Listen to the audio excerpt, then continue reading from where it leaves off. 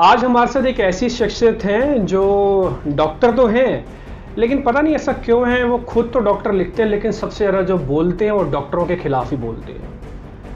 आज उन शख्सियत के साथ हम रूबरू हो रहे हैं।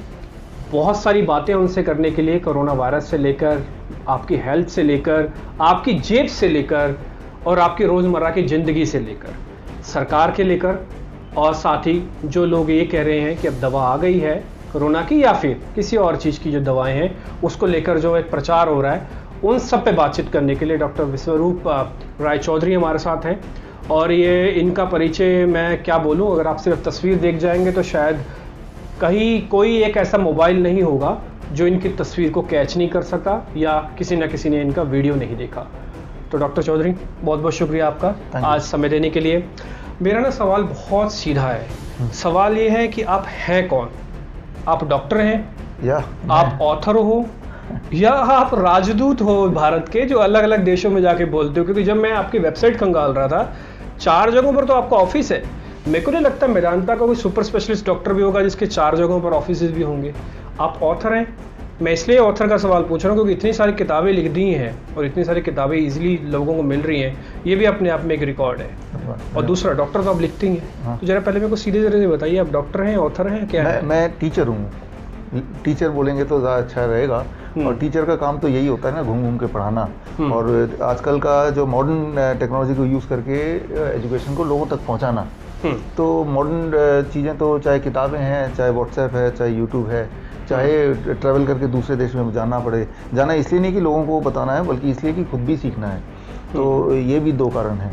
तो टीचर बोलेंगे तो वही मुझे लगता है आउट ऑफ ऑल दिस वो ठीक रहेगा मेरे ऊपर। अच्छा ठीक है, तो मैं एक टीचर का तबका हम आपको और दे देते हैं कि आप ऑथर, राजदूत और डॉक्टर के अलावा एक टीचर भी है, सुलझे हुए टीचर है। सर, ये सुलझा हुआ टीचर ऐसा क्यों है कि जो मैथ्स का टीचर है वो मैथ को ही गाली दे देता है, वो साइंस का टीचर है साइंस को देता है? आप डॉक्टर हैं, आप डॉक्टरी पढ़े हैं, समझते चीज़ों को, सबसे ज़्यादा खिलाफ आप डॉक्टर्स के ही हैं, ऐसा क्यों? हाँ देखिए, मैं उन डॉक्टरों के खिलाफ हूँ जो पैसा कमाने के लिए गलत इलाज कर रहे हैं। उनके खिलाफ हूँ। और उनके भी खिलाफ हूँ जो जिन्होंने अपनी पढ़ाई को पूरी तरह से पूरा नहीं किया है और अपने अधूरे ज्ञान की वजह से ना चाह के भी पेशेंट्स का नुकसान कर रहे हैं, उनके खिलाफ हूँ। उनका इंटेंशन नहीं है, लेकिन उन्होंने पढ़ाई पूरी नहीं की। सर, वो तो MBBS MD है, वो लिखते हैं अपने नाम के नीचे। हाँ, MBBS MD है, मुझे MS लिखते हैं, सर्जन है। बड़ी हैरानी होती है कि भाई ये सब लिखने के बाद भी जब इलाज की बारी आती है तो इलाज उल्टा ही करते हैं। और कोई उल्टा करता है तो वो भी उनको दिखता नहीं है। आप कोई भी बीमारी की बात अगर बोलेंगे तो मैं उदाहरण 1-2 मिनट में दे दूंगा साथ ही साथ। क्योंकि मैंने आपकी ना किताब देखी है, उसमें आपने डायबिटीज़ में लिखा है कि 72 घंटे के अंदर डायबिटीज़ खत्म हो सकती है। आपने ये लिखा है कि HIV इस देश का 21वीं सदी का सबसे बड़ा झूठ है। HIV इस सदी का सबसे बड़ा झूठ है, ये आपने कैसे सिद्ध किया? देखिए, ये इसका उल्टा ये सिद्ध अगर करना हो कि HIV सच है, मान लो इसका उल्टा करते हैं कि किसी भी डॉक्टर से बोलो HIV सच है, इसको सिद्ध करके दिखाओ। तो सिद्ध करने के नियम सिर्फ एक ही हैं पूरी दुनिया में, वो है, अगर साइंटिफिक भाषा में बोलते हैं, कॉज पोस्टुलेट।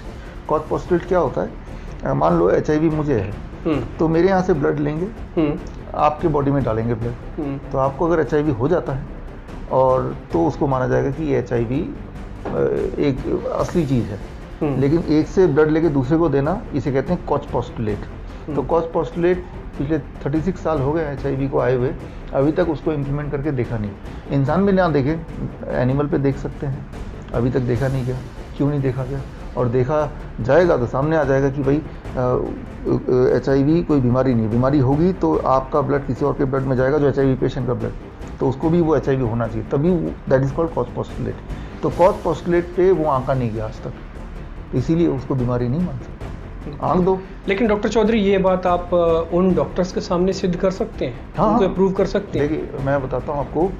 8 अप्रैल 2018, 7 अप्रैल वर्ल्ड हेल्थ डे होता है। 2018 को मैंने उससे दो महीने पहले मैंने अपने यूट्यूब के थ्रू और जितने भी चैनल्स हैं उसके थ्रू मैंने मीडिया के थ्रू बोला कि 8 अप्रैल 2018 को मैं गाज़ियाबाद के एक ऑडिटोरियम, उसका नाम सबसे बड़ा ऑडिटोरियम है, नाम मुझे ध्यान नहीं आ रहा, उस ऑडिटोरियम में मिलूँगा और जो भी HIV के को बोलते हैं कि है, वो HIV पेशेंट लाएँ और उसका ब्लड लेके मेरे बॉडी में डालो। और अगर मुझे HIV हो जाता है कुछ दिन बाद, कुछ महीने बाद, तब तो HIV है, और उसके बाद यूएन के एनजीओज़ के नोटिस आए कि आप ऐसा नहीं कर सकते, लेकिन वो लोग कोई आया नहीं। तो मैं तो डॉक्टरों को इनवाइट मैंने किया और डेट भी मैंने बता दिया, और वो सारे वीडियोज़ हैं, उस दिन के भी वीडियोज़ हैं। और उस दिन करीब पूरे देश में से करीब 800 लोग आए थे, 800, वो सारे वीडियोज़ हैं। मेरे तो यूट्यूब चैनल उड़ गया, लेकिन कहीं ना कहीं वीडियो मिल जाएंगे आपको किसी न किसी और चैनल में। तो मैं ये बोलना चाह रहा हूँ कि मैंने डॉक्टर के सामने बोलता हूँ, मैंने किताबें उसकी लॉन्च की है, हिंदी में किताब, इंग्लिश में किताब है। तो बोलने के जितने भी तरीके हो सकते हैं वो सारे तरीके हमने यूज़ किए। ये कुछ वैसा नहीं है आपको सुनने में लग रहा है, हमको सुनने में ऐसा लग रहा है कि जैसे जिसको दमा हो जाता है, अस्थमा हो जाता है, वो हैदराबाद में जाता है और जिंदा मछली निगल लेता है तो उसका दमा ठीक हो जाता है। ये आपकी बात सुन के कुछ ऐसा नहीं हमको फील सा हो रहा है? ऐसा फील हो सकता है, क्योंकि जो चीज़ हमने कभी सुनी नहीं हो। और इंसान क्या है कि कोई ह्यूमन ब्रेन जो है, मैंने ह्यूमन ब्रेन पे थोड़ा बहुत काम किया है, वो इमोशनल ब्रेन है। किसी भी एक झूठ चीज़ को भी आप हज़ारों बार उसके कान में गूंजेगा तो दिमाग मान लेगा यही सत्य है। ये इंसान की टेंडेंसी है। आप एक्सपेरिमेंट कर सकते हैं, कोई भी इंसान से किया भी होगा आपने। अगर 4 लोग ट्री प्लान कर ले, जब भी ये मिलेगा बोलना यार आज इतने सुस्त क्यों लग रहे हो, आज इतने बीमार क्यों दिख रहे हो, तो थोड़ी देर बाद वो शीशे में देखेगा यार मैं बहुत बीमार दिख रहा हूँ। That's how he feels, right. तो सच क्या है इंसान के ब्रेन के लिए, anything which is coming repeatedly, same चीज़ आती है तो दिमाग उसको सत्य मानता है। तो जाहिर सी बात है, जो बचपन से सुनते हैं HIV एड्स और अचानक कोई बोल दे, ये तो होता ही नहीं है। तो जो ब्रेन उसे एक्सेप्ट नहीं करेगा, ब्रेन उसको डिसोसिएट करने में थोड़ा टाइम लगाएगा। डॉक्टर चौधरी, आपने कभी भारत सरकार को चिट्ठी लिखी है, कभी भारत सरकार को बताया, कभी हेल्थ मिनिस्ट्री को बताया कि देखिए मेरी रिसर्च रिपोर्ट्स हैं, ये मैं प्रूव कर सकता हूँ, आप मेरे को कहीं भी चैलेंज करवा दीजिए? कभी सरकार ने आपको इनवाइट किया हो, कभी ऐसा कुछ हुआ कि ऑफिशियली हुआ, या फिर ये बस सिर्फ 2 वे है कि आप इधर से कुछ बोल देते हैं, उधर से वो कुछ बोल देते हैं, आमना सामना कभी हुआ ही नहीं?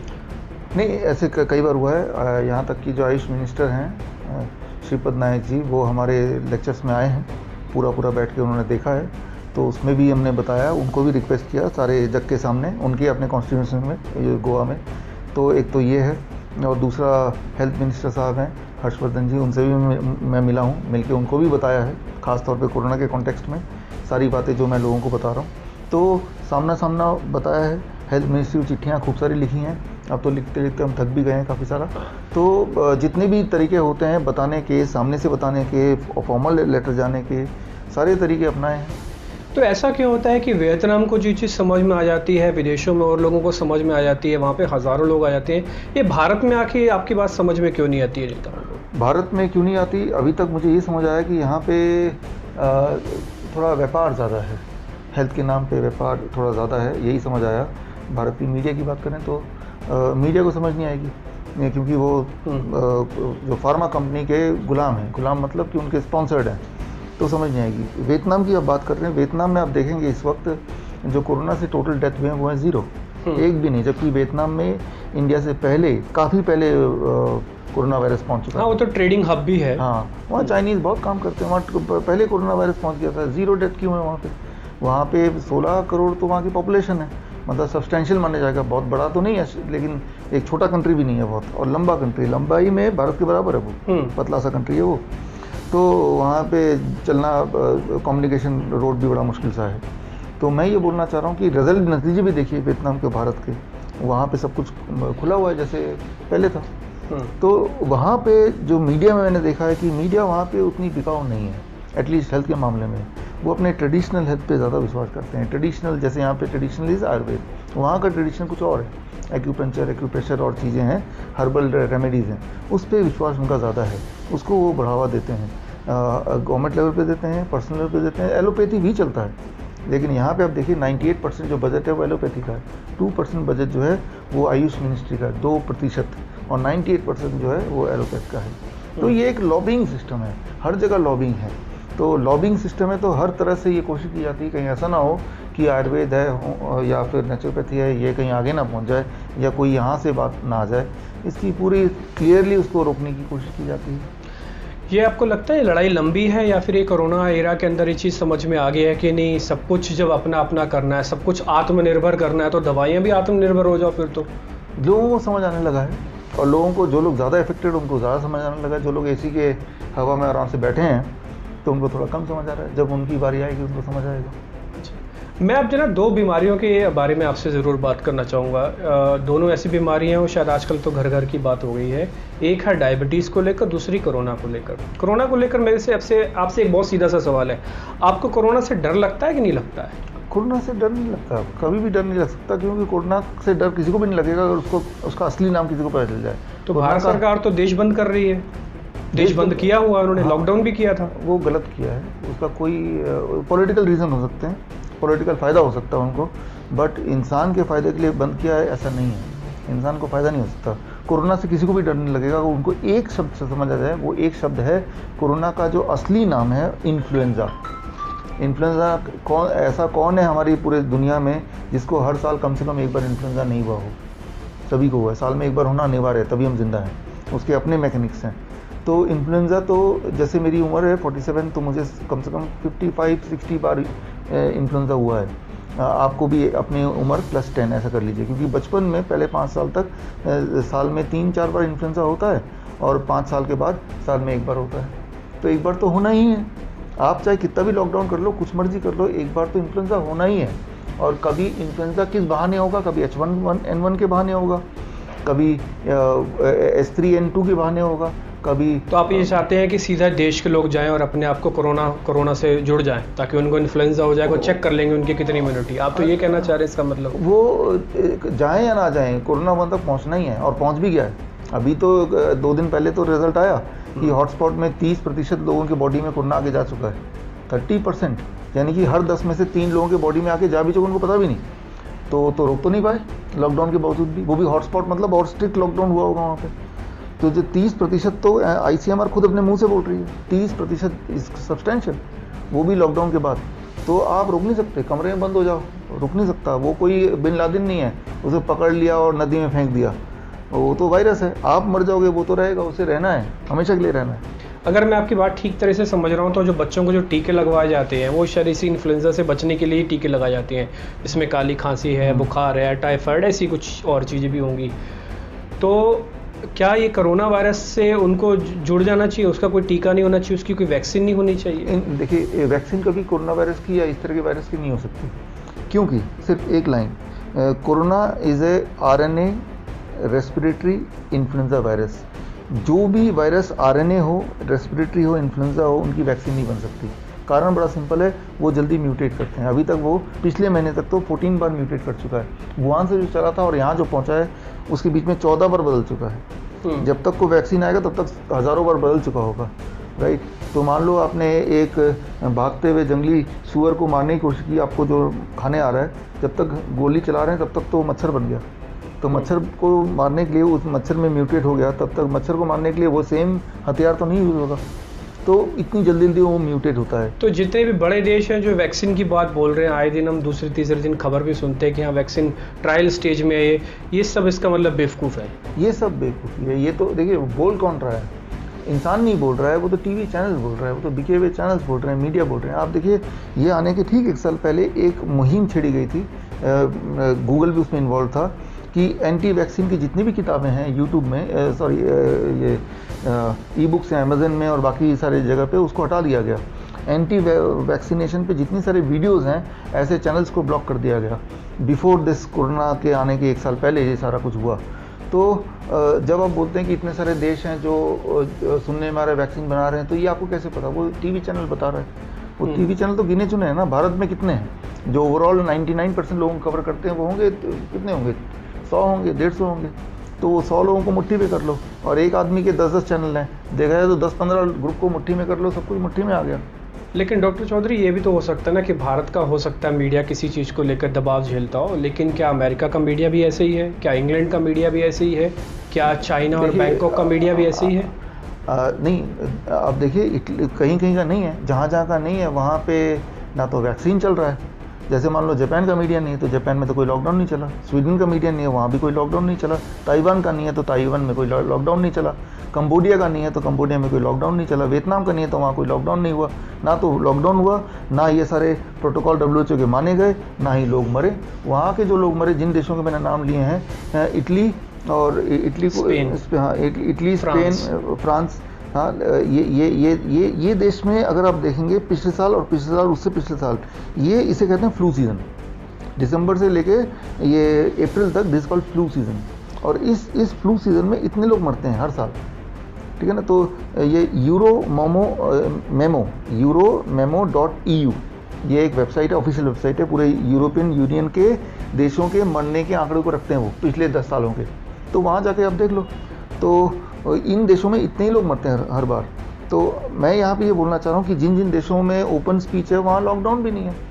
अफ्रीका के ज़्यादातर देशों में लॉकडाउन नहीं है। तंजानिया देखिए, मेडागास्कर देखिए, ज़ैम्बिया देखिए, और वहाँ कितने लोग मरे हैं। हाँ, वो तो इतने लोग मरे कि इन हाथों में आप गिन सकते हैं, या तो इतने लोग मरे हैं वहाँ पे।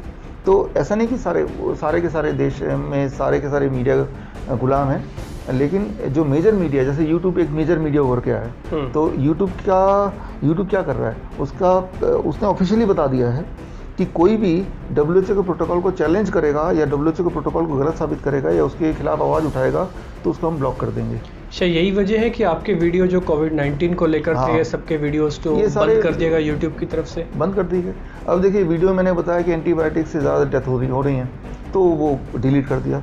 लेकिन यही बात तो WHO ने 1 जून को दोबारा बताया कि हाँ, इससे ज़्यादा डेथ हो रही है। फ़र्क सिर्फ इतना है कि हम वही चीज़ थोड़ा पहले बता रहे हैं, WHO उसी को बाद में बता रहा है, गलती को मानते हुए। तो सीधा WHO से ही क्यों लड़ रहे हैं?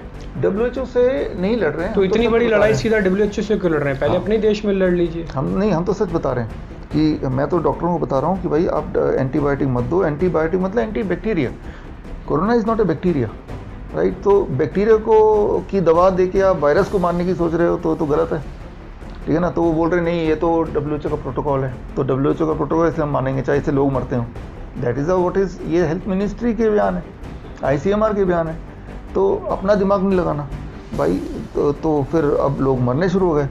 अब जबकि WHO ने 1 जून को बोला कि हाँ भाई हमसे गलती हुई, वो देना बंद करो, अब शायद बंद कर देंगे। लेकिन तब तक इतने लोग मारे भी तो गए, वो बचाए जा सकते थे। तो अच्छा, तो भारत को लेकर आपका डॉक्टर साहब क्या व्यू है कोरोना वायरस को लेकर और इंडिया की इस समय की स्टेट को लेकर? क्योंकि ये जो अनलॉक किया गया, अनलॉक 1 चल रहा है अभी, उसके बाद से केस बढ़े। अब सुनने में भी आ रहा है कि वापस सरकार मीटिंग कर रही है कि हो सकता है फिर से लॉकडाउन के बारे में सोचा जाए, क्योंकि इसको बेकाबू नहीं होने देना चाहती वो। देखिए, यहाँ कोई टोटल केस तो यहाँ पे 14 करोड़ होंगे।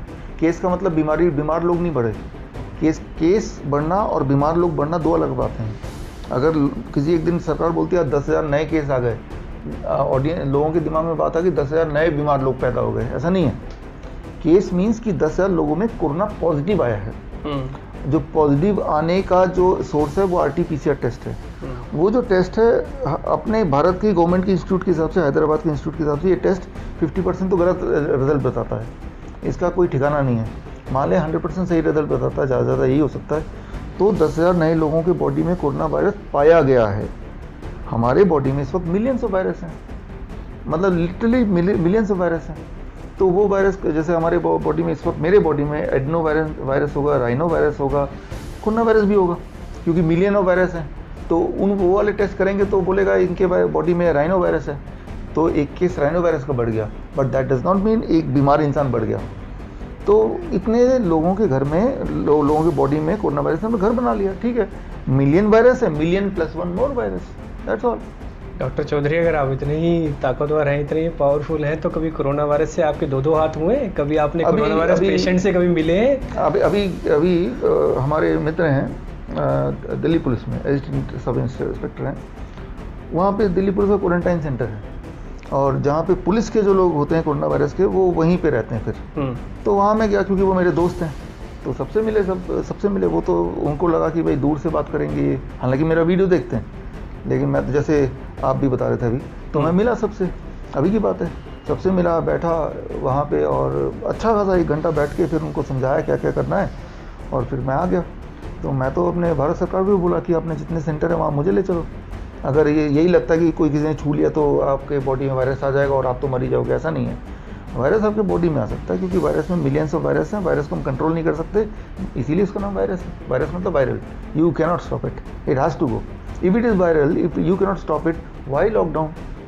रोक ही नहीं सकते, रोक नहीं पाए ना। लॉकडाउन तो करके देख लिया ना, 30% लोगों की बॉडी में फिर भी पहुँच गया, तो क्या? और 30% लोगों के बॉडी में पहुँचने के बाद अगर 8,000 लोग मरे हैं, तो क्या ये बड़ी संख्या है? 8,000 लोग, 9,000 लोग, 10,000 लोग मरे हैं, और इनमें से कितने लोग तो कोमॉर्बिड, वो तो एनीवे मरना ही था उनको।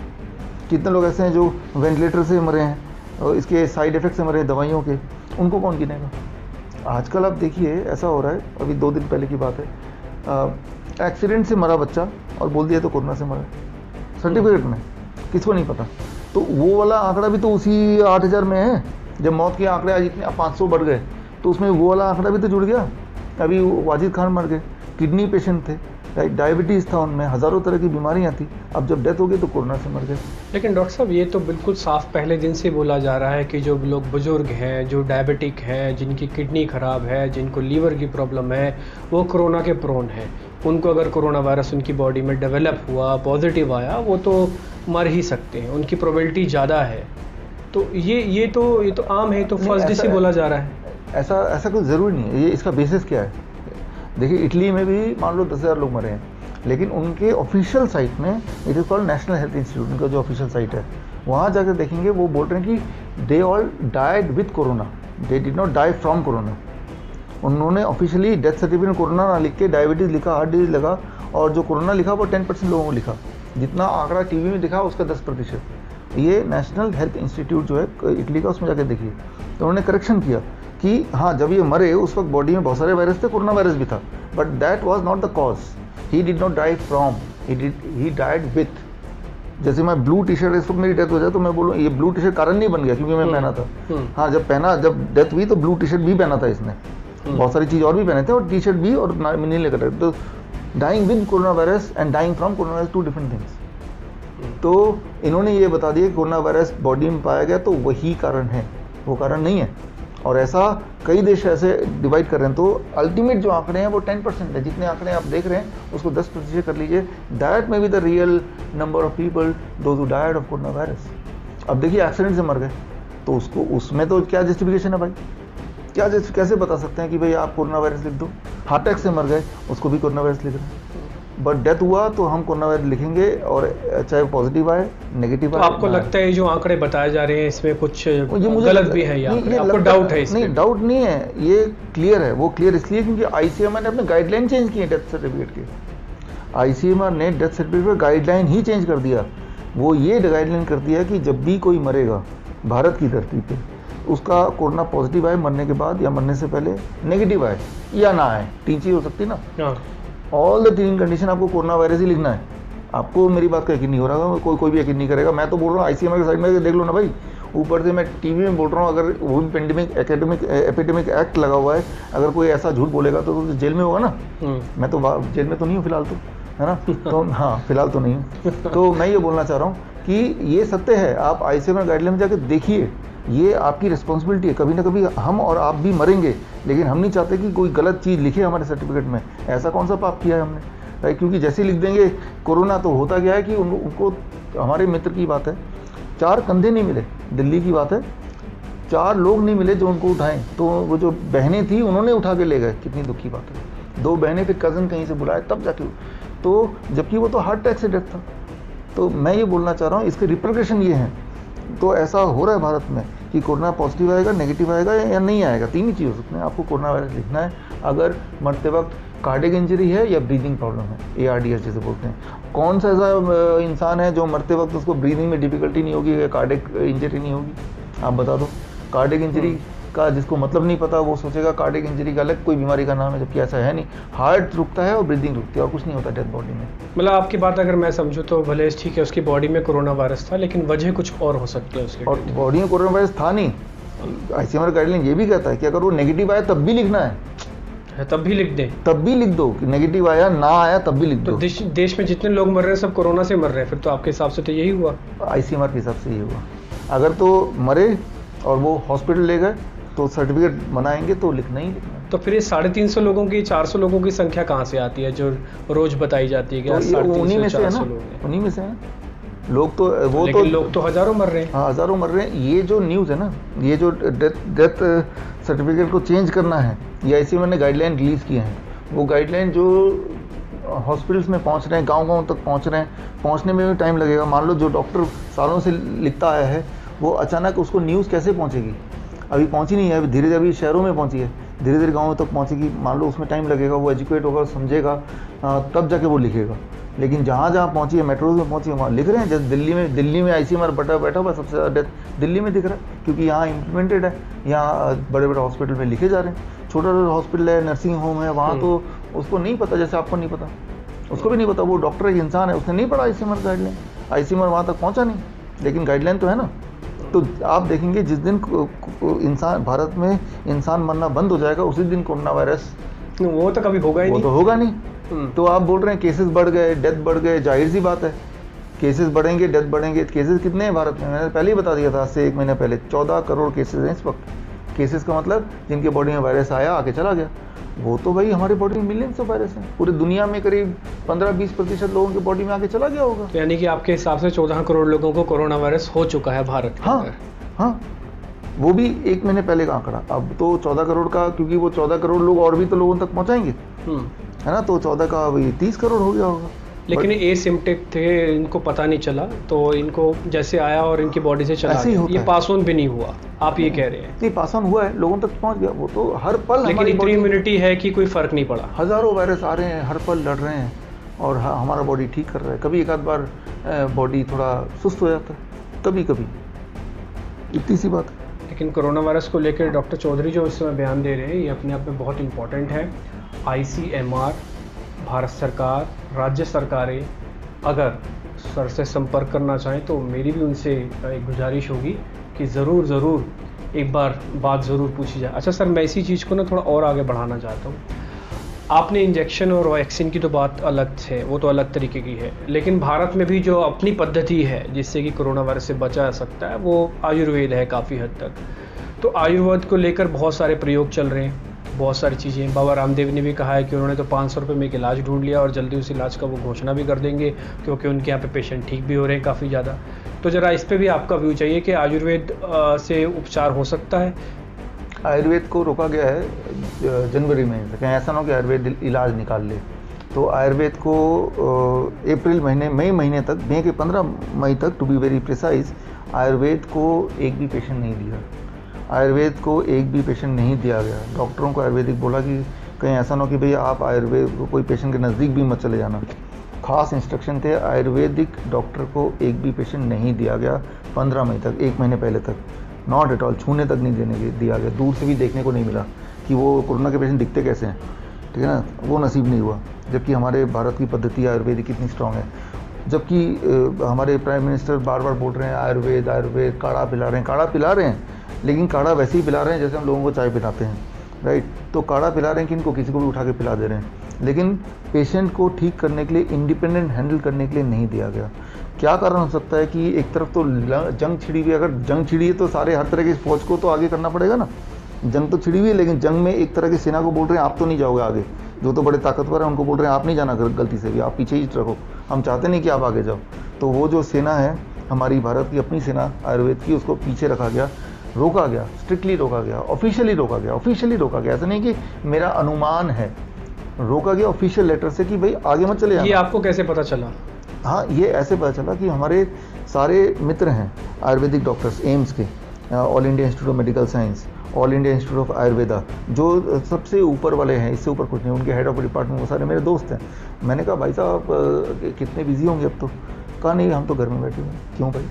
हमें तो मना किया गया ऑफिशियली, गाइडलाइन ही आया नहीं, अभी आएंगे तब देखेंगे, हम तो घर पे बैठे हुए हैं, हमें सरकार बोलेगी तो हम काम करेंगे। फिर मुझे लगा ये तो नहीं हो सकता। मैंने अपने और डॉक्टरों दोस्तों को फ़ोन किया जो आयुर्वेदिक डॉक्टर हैं, भाई साहब कहाँ पे हैं? आप तो हॉस्पिटल में होंगे, पेशेंट के बीच में होंगे। नहीं साहब, हम तो घर पे बैठे हुए हैं, मना किया गया क्या हमें। और तो आपके जान पहचान में जिनके जो सुन रहे हैं, अपने किसी आयुर्वेदिक डॉक्टर को पूछो कि भाई कि आपने क्या किया अब तक, किसी पेशेंट की शक्ल देखी आपने तो बताओ, किसी एक पेशेंट की शक्ल देखी, उनकी दाढ़ी होती है, कोरोना के पेशेंट की मूछें होती हैं, क्या होती है, मोटे होते हैं, पतले होते हैं, बता दो। मैं पूछता हूँ किसी एक आयुर्वेदिक डॉक्टर ने देखी है? हाँ, कोई बोलेगा हाँ, तो वो हाँ बोलेगा जो एलोपैथिक डॉक्टर के पीछे से छुप के देख रहा होगा। कुछ डॉक्टरों को लगाया गया, लेकिन एलोपैथिक डॉक्टर के आड़ में लगाया गया कि इलाज तो एलोपैथिक होगा, लेकिन कभी कभी उनकी नैपी डाइपर बदलने होंगे, कभी कभी उनको ड्रिप लगाना होगा, तो आप ज़रा हेल्प कर देना। Just like a helper, not as a doctor, just like a helper.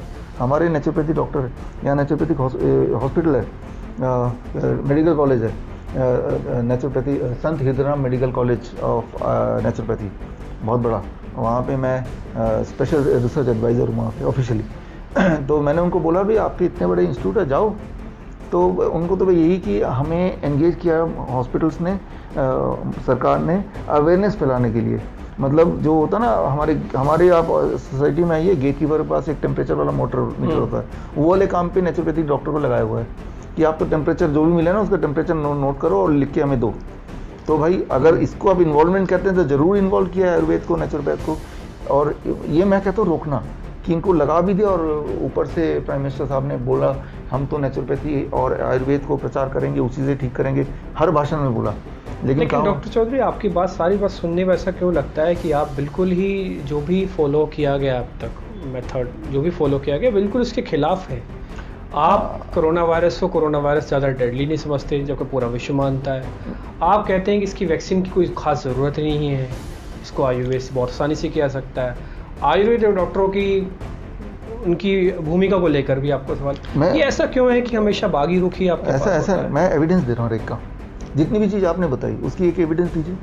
मैं तो बोल रहा हूँ कि इन्फ्लुएंजा वायरस है, मैं बोल रहा हूँ खतरनाक नहीं है, इसका जो फर्टिलिटी रेट है 0.1% है। इन सब के एविडेंस अगर आप में से किसी को चाहिए तो biswaroop.com biswaroop.com biswaroop.com/corona। तो मैंने सारे एविडेंसेस 1200 पेज में संभाल के रखे हैं, ठीक है ना। तो जितनी सारी चीज़ें मैंने एक एक लाइन बोली, इन सबके एविडेंस वहाँ मिल जाएंगे, वीडियो एविडेंस मिल जाएंगे, किताब मिल जाएगी, सारी चीज़ मिल जाएंगी। आपने जो भी चीज़ बोली है उनमें से एक भी एविडेंस दिखा दो आप। मैंने बोला कि मैंने आयुर्वेदिक डॉक्टर्स ने नहीं काम किया, आप बोलो कि ये मैं तो वही बात बोल रहा हूँ जो भारत सरकार बोल रही है। हाँ, लेकिन मैं तो वही बात बोल रहा हूँ जो ICMR बोल रहा है। ICMR बोल रहा है, मैं तो वही बात बोल रहा हूँ जो मेडिकल बड़े-बड़े इंस्टीट्यूट्स बोल रहे हैं। ICMR जो है Indian council of medical research, नहीं मैंने नाम दिया उसको, Indian council of manipulating research, उसका काम है इधर का उधर करना। वो जो बोल रही है प्रेस कॉन्फ्रेंस में बोल रही है, क्या उसकी जिम्मेदारी नहीं कि वो जो बोल रही है उसकी एविडेंस भी दे? एविडेंस दिया आपको? उन्होंने बोला ये खतरनाक बीमारी है, ये जंग चल रहा है। कहाँ है जंग? कितने लोग मरे इस जंग से? अगर तो जंग चल रहा है फिर तो लाखों लोग मर जाने चाहिए ना। कितने लोग मरे आप बताओ? उनकी ऑफिशियल फिगर 8000 की है, 9000 की है। अब बताओ ये 8000 लोग अगर मरे हैं तो क्यों हम ना माने कि इनमें से कुछ लोग डायबिटीज से ही मरे होंगे, कुछ लोग कोरोना से मरे होंगे, नॉट फ्रॉम कोरोना, कुछ लोग वेंटिलेटर से मरे होंगे, कुछ लोग दवाइयों साइड इफेक्ट से मरे होंगे। तो वो आंकड़े आप बाइफरकेट करो ना, वो क्यों नहीं किया? वो करके आप बोल रहे हैं एक भी लोग ऐसा नहीं है जो साइड इफेक्ट से मरे। ICMR से हो सकता है कि आपको कुछ वाद विवाद हो या फिर भारत सरकार से, लेकिन YouTube ने आपकी वीडियोस को क्यों बंद किया? क्या YouTube भी आपके खिलाफ है? क्या YouTube को भी आपकी बात समझ में नहीं आ रही?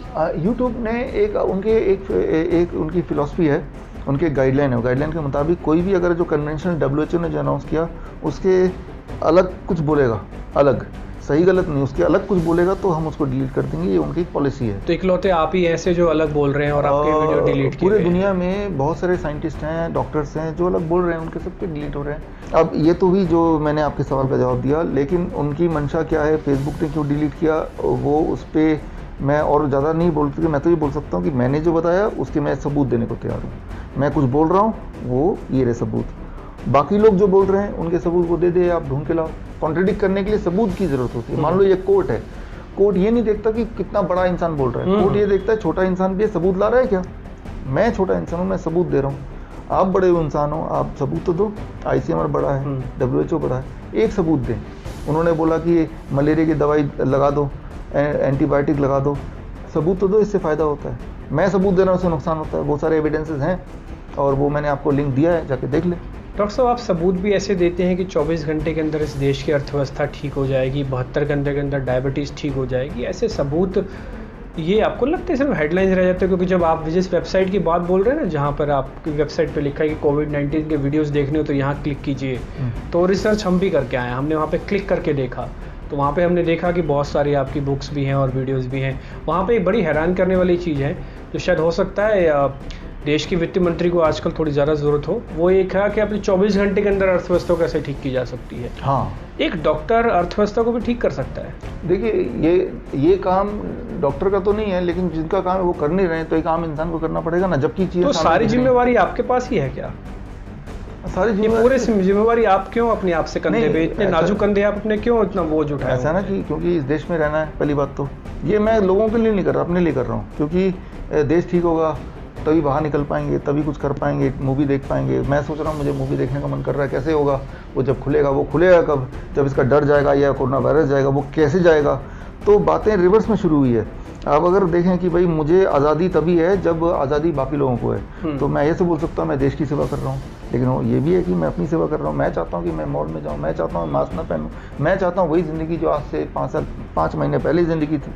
मैं ये सारी चीज़ मैं अपने लिए चाहता हूँ, मैं अपने बच्चे के लिए चाहता हूँ। आप 24 घंटे के अंदर मैं इसमें मैं डिबेट कर सकता हूँ, 1 मिनट में सबको समझ आ जाएगी बात। ऐसा मडागास्कर एक छोटा सा देश है, बहुत ही इतना छोटा कि आपने नाम भी नहीं सुना होगा। उन्होंने ऐसा ही किया। उन्होंने क्या किया, आज से इसको हो गए 2 महीने, मेरे ख्याल से इट वॉज 15 और 16 अप्रैल, उन्होंने कोविड ऑर्गेनिक नाम से उनके वहाँ की जो पद्धति है, जैसे यहाँ पे आयुर्वेद है, उन्होंने लॉन्च किया। और मडागास्कर के प्रेसिडेंट ने, रोजिलिना प्रेसिडेंट हैं, उन्होंने लॉन्च किया। और लॉन्च करने के बाद WHO ने बड़ा रोकने की कोशिश की, $20 मिलियन घूस देने की कोशिश की। वो ऑफिशियल है सारा, ठीक है। तंजानिया के न्यूज़पेपर में देखिए, किसी भी अफ्रीकन न्यूज़पेपर में देखिए, हेडलाइन मिल जाएगा, 14 मई का हेडलाइन मिल जाएगा इसमें। उसके लॉन्च करने के बाद कई सारे एपिसोड हुए। तो मडागास्कर ने WHO को लिटरली निकाल दिया अपने देश से, और नतीजा ये हुआ कि उनकी देश से ये जो ऑर्गेनिक है, कोविड ऑर्गेनिक, पूरे अफ्रीकन कंट्रीज़ ने खरीदना, इंपोर्ट करना अपने अपने देशों में शुरू कर दिया। और इतना ही नहीं, उनकी जो अपनी और जो दवाइयाँ थी, जो कि कोविड के अलावा दवाइयाँ थी, जो घरेलू दवाइयाँ हैं, जैसे आयुर्वेद है, वो सब भी पूरे अफ्रीका के देश में छा गया। तो और वो तो पिछले कुछ दिनों में ही हुआ। लेकिन मडागास्कर से ज़्यादा ताकतवर पावर हमारे पास है आयुर्वेद, जिसका नाम है। तो और आयुर्वेद का इलाज साबित हो गया। 586 लोग 30 मई को, दैनिक भास्कर फ्रंट न्यूज़ था, ठीक हुए आयुर्वेद से। एक भी इंसान नहीं मरा। 586 सिम्टोमेटिक लोग ठीक हुए। 586 का आंकड़ा कितना बड़ा है, ये इस बात से अंदाजा लगाई, एलोपैथिक से अगर एक ठीक हो जाए ना, तो वही डंका बच जाता है। यहाँ 586 और मौतें एक भी नहीं, साइड इफेक्ट 0। अगर ये हमारी मिनिस्ट्री या नरेंद्र मोदी जी अगर अनाउंस कर दे कि भारत के पास इलाज है कोरोना का, ये रहा सबूत, तो पूरी दुनिया जो कि लॉकडाउन में पड़े, जो इकोनॉमी जिनकी क्रैश हो गई, वो तो किसी भी दाम में ये लेंगे ना सोल्यूशन, जो भी आयुर्वेदिक दवाइयाँ बनाई जाएंगी फिर उससे। हाँ, वो तो लेंगे। और अगर ये एक्सपोर्ट होगा, जैसे चाइना से सब इंपोर्ट कर रहे हैं अपने कारखाने बंद करके, चाहे PPE किट हो, चाहे वो मास्क हो, चाहे वो टेम्परेचर मेजर करने वाला हो, तो चाइना अमीर बन रहा है। तो उसी तरह से पूरी दुनिया हमसे दवा लेंगे, लेकिन वो मौका हम खोने जा रहे हैं, खो ही दिया हमने वो मौका। तो मैं ये बोलना चाह रहा हूँ कि जब ये साबित हो गया है, 586 नंबर, एक भी नहीं मरा, तो इसको आपको जगजाहिर करना है। इसकी दवाइयाँ ऑलरेडी हैं हमारे पास, क्योंकि ये कोई नया दवाई नहीं है, पुरानी जो अवेलेबल दवाई थी उन्हीं से ठीक किया है, तो स्टॉक भी पड़ा हुआ है भारत के पास। तो क्या 585 लोगों के एग्जाम्पल से ये सिद्ध हो सकता है कि दवाई हो गई और हम विदेशों में एक्सपोर्ट भी कर लेंगे, और विदेशी लोग हमसे वो दवाई इस रूप में ले भी लेंगे कि हाँ ठीक है, 585 लोग आपने ठीक करके दिखा दी, तो हम तो दवा का कंटेनर के कंटेनर। मडागास्कर में पता है कितने लोग थे? वो 2 लोग।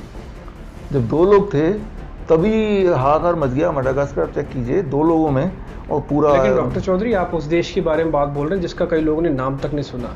कम से कम ऐसा देश तो बता दीजिए जिसके बारे में कम से कम लोग जानते हो, जिसकी अर्थव्यवस्था हमारे साथ थोड़ी बहुत तो मैच करती हो। मैं ये बोल रहा हूँ कि हो सकता हो एक गाँव ही हो, अभी तो खैर सर्च करके हमको पता लग जाएगा। मडागास्कर एक बहुत छोटा देश होने के बावजूद भी पूरे अफ्रीकन कंट्री ने 2 लोग ठीक हुए, उसके बावजूद भी पूरे अफ्रीकन कंट्री ने उनसे माल मंगाया।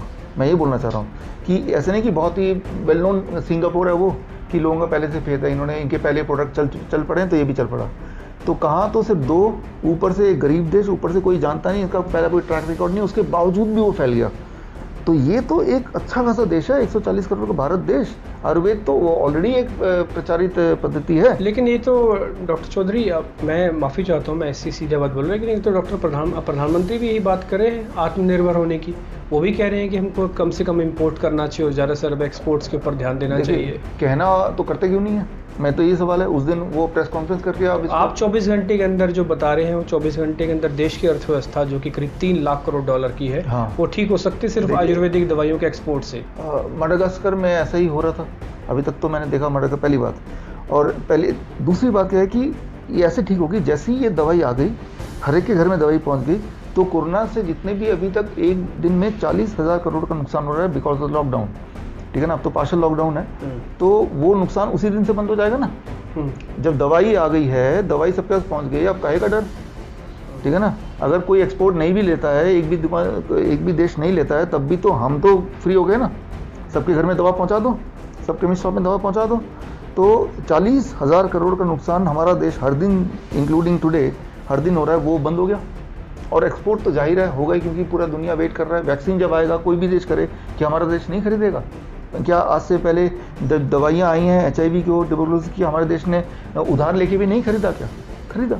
ठीक उसी तरह से अगर यहाँ सोल्यूशन आएगा, तो इस सोल्यूशन से ना केवल पूरी दुनिया कोरोना की दवा हमसे लेगी, बल्कि आने वाले टाइम में आयुर्वेद के हॉस्पिटल पूरी दुनिया में होंगे। तो हमारा जैसे एलोपैथ की वजह से US आज US है, जर्मनी आज जर्मनी है, UK आज UK है। एलोपैथ को हटा दो, उनके जो लड़ाई के जो सामान है उसको हटा दो, तो अमेरिका इज़ लाइक अफ्रीका। तो अगर उनमें दो ही चीज़ें जो देश को आगे बढ़ा रही हैं, जो डेवलप्ड हैं, या तो दवाइयाँ या फिर लड़ने के सामान, वेपन्स। तो वेपन की बात नहीं कर रहे हैं हम, आयुर्वेद की बात कर रहे हैं, दवाइयाँ हैं, उन दोनों में से एक। तो आप ज़रा सोचिए कि ये चीज़ तो इतिहास में हुआ ही है ना, तो क्यों नहीं होगा? डॉक्टर साहब, एक चीज़ और बात मेरे को पूछनी थी, जो मेरा दूसरा सवाल था कि 72 घंटे के अंदर आप डायबिटीज़ ख़त्म कर देते हैं, ऐसा आप कह रहे हैं। ये अमीरों की बीमारी है, इसको आप अमीरों वाले तरीके से ही क्यों ठीक करते हैं कि आप एक टूर बनाते हैं 72 दिनों के लिए, उनको होटल में रखते हैं, आपकी जितनी कॉन्फ्रेंसेस होती हैं अमूमन 5 स्टार में होती हैं, जो लोग आते हैं उनको लगता भी नहीं कि डायबिटीज़ के मरीज़ भी होंगे? हाँ, नहीं, ऐसा है कि वो ज़्यादातर टूर होते हैं बड़े शहर में, जैसे कोलमपुर है या हो ची मिन सिटी है, ऐसे होते हैं। मैं इसलिए पूछ रहा हूँ क्योंकि उनको अमीरों की बीमारी कहा जाता है, तो आपका इलाज भी अमीरों वाला ही है। हाँ, अमीरों की बीमारी है। गरीब आदमी कहाँ डायबिटीज़ में फुर्सत है उसको 2 वक्त की खाना मिल जाए, उसको यही है। तो अमीरों की बीमारी तो जाहिर सी बात है, या इस बीमारी से इंसान गरीब बन सकता है, इसके इलाज से गरीब बन सकता है, अदरवाइज़ तो ये उसी की बीमारी है, बीमारी भी नहीं है इसको। ये तो डायबिटीज़ का मतलब high sugar in the blood, right. तो लेकिन मैं क्या करता हूँ कि वो वीडियोज़ बना के मैं फ्री में अपने यूट्यूब चैनल डाल देता हूँ, और मैं लोगों को बोलता हूँ वीडियो देखो, इसमें जो भी मैंने बोला वो आप अपने घर में कर लो, और आप 3 दिन बाद अपना ब्लड शुगर चेक कर लो। तो इसमें जो भी सामान बोला है वो आपको अपने कहीं से भी मिल जाएगा, fruits and vegetable after all. तो मैं यही बोलता हूँ, ये चैलेंज मैं आपके इस चैनल में भी देता हूँ। आप सिर्फ 3 स्टेप करो। आप 72 घंटे की बात कर रहे हैं कि 72 घंटे में ठीक होता है कि नहीं, मैं तो चैलेंज दे रहा हूँ। फ़र्क नहीं पड़ता कि आपकी डायबिटीज़ 10 साल पुरानी है, 30 साल पुरानी, फ़र्क सिर्फ इतना पड़ता है कि अगले 3 दिन में आप क्या कर रहे हैं। आप सिर्फ इतना करो कि अभी से मैं एक ऐसा रूल बता रहा हूँ आपको, ये रूल मैं पहली बार बता रहा हूँ वैसे तो, क्योंकि मैं चाहता हूँ 3 दिन नहीं, आप 2 दिन में ठीक हो जाओ। 24 घंटे 48 आवर्स, 12 बजे तक सिर्फ फल खाना है पेट भर के। अभी तो आम का सीज़न, आम खाइए, पेट भर के खाना है, लेकिन पेट भरना हो कम से कम 1 किलो खाना पड़ेगा, कुछ और नहीं खाना। लेकिन पराठे, रोटी, जिनका हाई शुगर है वो भी आम खा सकते हैं? खा सकते नहीं, खाना है, खाना ही है। हाँ। अच्छा। 3-4 तरह के फल ले लीजिए, आम है, केला है, चीकू है, अंगूर है, जो भी पसंद हो वो ले लीजिए। मैं नाम नहीं ले रहा, जो भी पसंद हो उसमें आम इंक्लूडेड है, जानबूझ के बोल रहा हूँ ताकि आपको ये न लगे कि कुछ फल को अवॉइड करना है। पेट भर के खाइए, एक बार में 10 बार में 1 किलो खाइए। लंच में इतना ही पेट भर के कच्ची सब्जी खा लीजिए, टमाटर, खीरा, मूली, गाजर, ककड़ी, कम से कम 500 ग्राम, ज़्यादा ज़्यादा आपकी मर्जी। डिनर में 7 बजे से पहले डिनर कीजिए, पहले कच्ची सब्जी खाइए कम से कम 200-300 ग्राम, जिससे आधा पेट भरे। आधा पेट जब तक भरेगा खा लीजिए। उसके बाद रोटी, चावल, दाल, जो भी खाना है, उल्टा सीधा, इडली, डोसा, जो मर्जी खाना है, जितना मर्जी खाना खा लीजिए। ये 3 स्टेप कीजिए। इसके अलावा डेयरी प्रोडक्ट छोड़ दीजिए, दूध के बने हुए चीज़ें, और आप पैक फूड छोड़ दीजिए, बिस्किट, ब्रेड, नमकीन। 3 दिन अगर करेंगे, 3rd डे, 2 दिन या 3 दिन, दूसरे दिन ही हो जाना चाहिए, क्योंकि ये बड़ा स्ट्रिक्ट डाइट है, आपका ब्लड शुगर इतना कम हो जाएगा कि दवाई छोड़ना पड़ेगा। इंसुलिन वालों को वार्निंग देता हूँ, अगर इंसुलिन ले रहे हैं तो 50% कम करके लीजिए, नहीं तो हाइपोग्लाइसीमिया होगा, हाइपोग्लाइसीमिया से कोमा भी आ सकता है। तो इंसुलिन लेना 50% कम हो जाएगा बाई 2nd डे, और जो दवाइयाँ हैं वो तो छूट ही जाएंगी। दवाई छोड़ने के बाद भी ब्लड शुगर वहीं मिलेगा जहाँ दवाई के साथ मिलता था, वो भी दूसरे हद से 30 दिन तक। तो ये तो आप घर पे ही करके देख सकते हैं कि वो 72 घंटे मैं बोल रहा हूँ ये एक्चुअली है। आपने करके देखिए। आज का दिन 15 है, 16, 17, 6 जून को ऐसे ही आपकी तरह एक लाइव सेशन था, ये तो रिकॉर्डेड सेशन है, उसमें मैंने बोला, और मैं साथ में चैलेंज रखा कि आप कीजिए, 3 दिन बाद मैं दोबारा मिलूँगा लाइव यहाँ पे। तो उन्होंने अगले 2 दिन बाद से शुरू किया चैलेंज, और उसके 3 दिन बाद 11 तारीख को मैं दोबारा मिला उनसे लाइव, और वो वीडियो भी मैंने उनसे गेटी नाम का फेसबुक में GETI मिल जाएगा, वही लोग दोबारा आए। फिर उन्होंने बताया कि उनकी दवाइयाँ छूट गई, डायबिटीज़ की दवाई छूट गई, हाई ब्लड प्रेशर दवाई छूट गई, घुटनों के दर्द चले गए। वो लोग रियल लोग थे, उनके सारे इंट्रोडक्शन है, और आप खुद करके देखिए, आपको जवाब मिल जाएगा। फिर तो किसी और की ज़रूरत भी नहीं है। नुकसान भी क्या है 3 दिन में, तो करके देखिए। लेकिन डॉक्टर साहब एक जो लिमिटेड खाना वैसे भी डायबिटिक पेशेंट तो खाते ही हैं और फल फ्रूट तो वैसे ही खाते हैं, तो एक ये कोई नए तरीके से आप ऐसा बता रहे हैं कि फल और खाना खाना है कि जिससे हाँ, फर्क हो तरीका जाएगा? नहीं, देखो फल और सब्जी सभी खाते हैं। मेरा तरीका सिर्फ इतना है, कितना खाना है, कब खाना है, कैसे खाना है, क्या चीज़ नहीं खाना है। थोड़ा खाएंगे तो फूड है, लेकिन बहुत ज़्यादा खाएंगे तो मेडिसिन है। मैं ये बोल रहा हूँ, फल सभी खाते हैं, लेकिन आप कितना खाते हैं? 100 ग्राम खा लेते हैं, 200 ग्राम खा लेते हैं, कोई 800 ग्राम खाता है फल एक दिन में, वो भी मीठे वाले नहीं खाते। तो 800 ग्राम मीठे फल 12 बजे तक खाने से बॉडी में क्या होगा ये आपको नहीं पता। आपके दिमाग में फिर तो मैं मर ही जाऊँगा, ब्लड शुगर हाई हो जाएगा, पर होता इसका उल्टा है। यही बात मैं बताना चाहता हूँ कि आप फ्री में एक ही दिन में, 2 दिन में, 3 दिन में आपका ब्लड शुगर इतना नॉर्मल आ जाएगा कि आपकी दवाई छूट जाएगी, ऊपर से मीठे फल खाने को मिल गए। तो ये हो सकता है, हमारे तो सारे पेशेंट्स ऐसे ही होता है। लेकिन डॉक्टर साहब, भारत एक ऐसा देश है जहाँ पर डायबिटीज़ को लेकर आपकी किताब तो नहीं बल्कि मैं ऐसी हज़ारों किताबें भी दिखा सकता हूँ जो ये कहते हैं कि 1001 उपाय हैं डायबिटीज़ को हटाने के, 501 उपाय, 201 उपाय हैं उठाने के। ये हेडलाइंस रह जाती हैं या फ़र्क भी पड़ता है इन सब चीज़ों मैं से? तो ये बोलता हूँ, ये आप खुद जांच करें। जांच करने के 2 तरीके हैं। एक तो आप खुद करके देख लें, नंबर 1। मान लो यार 3 दिन भी नहीं देना चाहते, कौन 3 दिन दे, तो 1 मिनट नहीं, 3 दिन दे देंगे आप, ठीक बस, करेंगे तो। फिर तो इससे जवाब ही मिल गया, फिर तो जवाब। लेकिन उससे पहले भी टेस्ट करना चाहते हैं तो आप अपने फेसबुक में जाइए, लिख दीजिए कि क्या इसका नाम है DIP डाइट, क्या कोई DIP डाइट से ठीक हुआ है आज तक। तो आपके जो भी नेटवर्क है 2-4 हज़ार लोगों में, उनमें भी कुछ लोग मिल जाएंगे जो ऑलरेडी करके चल रहे हैं, मतलब इतने लोगों तक पहुंच चुका है। तो एविडेंस कोई 2-4 या 2-4 हज़ार की बात नहीं कर रहा, मैं तो लाखों की बात कर रहा हूँ। आपको टेस्ट करना पड़ेगा अपने ऊपर, 2 दिन तो देने ही पड़ेंगे। और अगर 2 दिन भी नहीं दे सकते, फिर आप बताइए कैसे साबित करना है। या फिर दूसरा तरीका साबित करने के कि जो लोग ठीक हुए, आप चाहें तो मैं उसका लिस्ट दे सकता हूँ, ठीक है ना, कि वो अगर वो हज़ारों में चाहिए तो लिस्ट दे सकता हूँ, हर शहर के चाहिए वो लिस्ट दे सकता हूँ मैं आपको। तो जितने भी तरीके होते हैं साबित करने के, वो सारे तरीके आप बताइए, मैं तैयार हूँ। या फिर आप कोई पेशेंट ला के दीजिए, मैं उनको ठीक करके दिखाऊंगा। डॉक्टर चौधरी, ऐसे ही हुआ था कि जब योगा पहली बार शुरू हुआ था तो बाबा रामदेव बहुत प्रसिद्ध हुए। प्रसिद्ध होते होते आज देश की सबसे बड़ी FMCG कंपनी चलाने का हक उनको मिल रहा है। कुछ दिनों में तो HUL को भी हरा देंगे वो। कहीं ऐसा तो नहीं है कि 72 घंटे डायबिटीज़ की ये हेडलाइंस, या ठीक भी होता होगा क्योंकि मैं उसका कभी पेशेंट नहीं रहा, ये करते करते तो डॉक्टर चौधरी के क्या सपने हैं? डॉक्टर चौधरी देश के दूसरे बाबा रामदेव बनना चाहते हैं? देखिए, मैंने या कुछ और सपना है आपका? मैंने पहले आपका सवाल का ही जवाब दिया था कि मैं तो एक टीचर हूँ, राइट। तो टीचर के तो सपने ये होते हैं कि एजुकेशन सही तरीके से लोगों तक पहुँच जाए, और उससे क्या होगा तो देश बदलेगा। देश बदलेगा तो क्या होगा, वही चीज़, मैं सिनेमा हॉल जा पाऊँगा। तो वही सपने, आजकल तो ये सपने की तरह है कि सिनेमा हॉल में जाना, सिनेमा देखना, मॉल कैसा होता है वो देखना अंदर से, और मॉल अंदर जाते वक्त कोई शक्की निगाहों से ना देखे कि ये तो बीमारी इंसान जान रहा है, सबको बीमारी फैलाएगा, सबको मार के आएगा।